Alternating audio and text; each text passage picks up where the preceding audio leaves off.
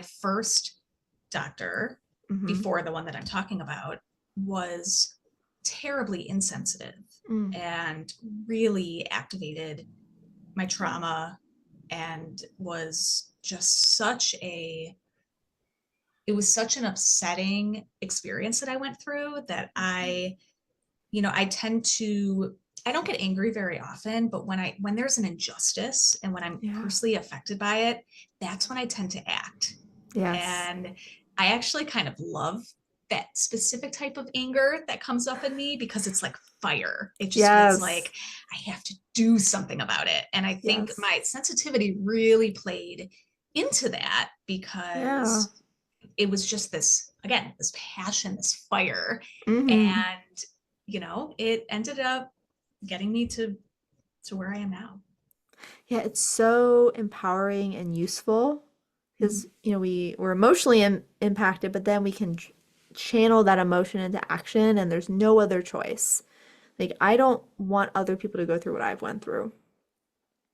That's exactly what I've said since the beginning. Right? And I know, well, I imagine, I don't know for sure, but that's what helps spark you into saying, I'm going to help other people find the right providers because I don't want them to go through what I just went through. Yes. Yeah. Yeah. And truly, I've experienced wonderful, but also harmful providers throughout the infertility journey, my pregnancy, during the birth, postpartum. I've come across providers who have done so much harm, and it's not okay, first of all, but I want to empower other women that it's okay to say no. It's okay to fire a provider for any reason. It's not just okay, but it's essential to have a team of people that you feel safe and comfortable with, because infertility and pregnancy, I think especially, are the most vulnerable times that a person might ever go through in their life. We are a very vulnerable population. Absolutely. And it's okay to have standards of who you want to bring into that process with you. High standards. High standards. Yes, Yes. exactly. Yep. I want to talk about parenting, but before we do, I'd love to just pause on this point a little bit. Let's say someone is starting the process of looking for a provider. What would you say is a big red flag to look for in a provider? Ooh, a red flag. Okay. Yeah. I thought you were going to ask, okay, what should they look for? So something that I started doing is actually doing a couple of consultations and interviews with providers before deciding to work with them. Smart. And I mean, I will say that it's like, to interview doctors at an infertility clinic, you have to be registered as a new patient. So it is paperwork. It felt like I was signing my life away, just filling out so many forms about my history. Essentially, think about when you're going to a new doctor, but this is like super intense. So I just know that it's probably going to be a process, but I'd much rather someone go through and meet with the doctor and decide this isn't right than to go through and get, weeks, months in and realize, this isn't the right person, and then have to switch anyway. Right. So I think, again, okay, I know I went to what should you do, but with that being said, but let's talk about both. Yeah. I think there's a lot to learn though during those consultations. Oh, and what I was going to say is, a red flag is if the provider doesn't have an answer to the question, like, tell me how you're trauma informed, or tell me how you support patients emotionally. Yes. Because that's something that was, for me personally, very important, was to find a provider who understood the nuances and the sensitivity of working with someone who was going through infertility and then pregnancy and had a history of sexual trauma. Like, to me, I needed to have that extra degree of sensitivity. And I didn't think there were too many wrong ways to answer that question until I asked the question. And the answers were really telling and really disappointing. Ranging from, oh, I don't know, I've never thought about that. Whoa.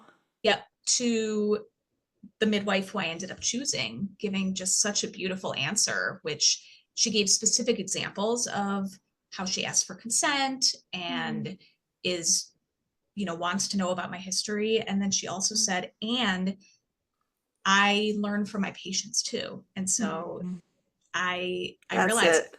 yep, exactly. She was collaborative. She wanted Yes. to know from me also. And that felt so safe. And that was the answer I didn't even know I was looking for, but I was. That's it. You know when you feel safe. Yeah. And you brought up a good point, which is even if you think you know the answer, ask the question anyway, just in case.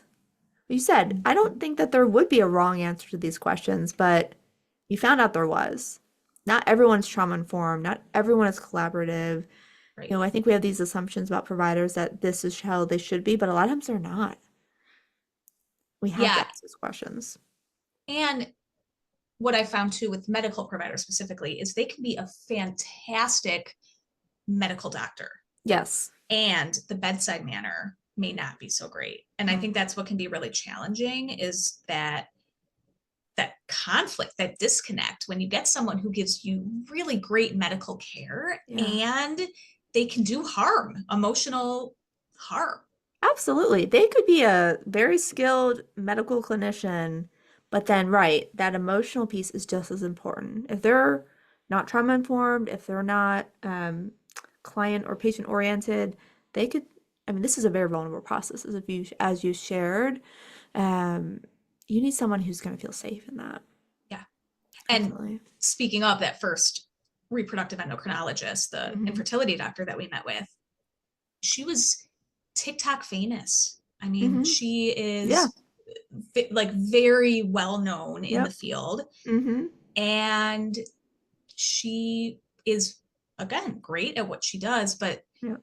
I felt like a number to her and to the clinic as a whole. And I think that's another piece of, especially going through infertility as an HSP, is we can read people really well. You know when you're being treated well or not. You know when you're being kind of shuffled around. And like, not that I expect, the red carpet rolled out for me, but Oh, yeah. I expect communication. I expect respect. And um, it, even the basics weren't there. Yeah, exactly. It's a good reminder. You know when something's off as an HSP. Oh yeah. Trust it. Just because someone has a really strong reputation or has a really successful clinic, it's okay if you choose something that's less shiny, if it works for you and it feels Yep. safer and more welcoming. I mean, this is such an important time to be picky if you can be. 100%. Yeah. Yeah. And there's a lot at stake, and A lot at stake. there's so much trust that you have to put into your doctor who's really guiding you Yeah. and making a lot of decisions and, using their Yes. expertise because this is all new and scary. And so it's just so important that you find someone who you feel like is really seeing you as a human being and as a person, not just as a number and someone Right. to add to their, stats of positive Right. pregnancy test. Exactly. And this is personal.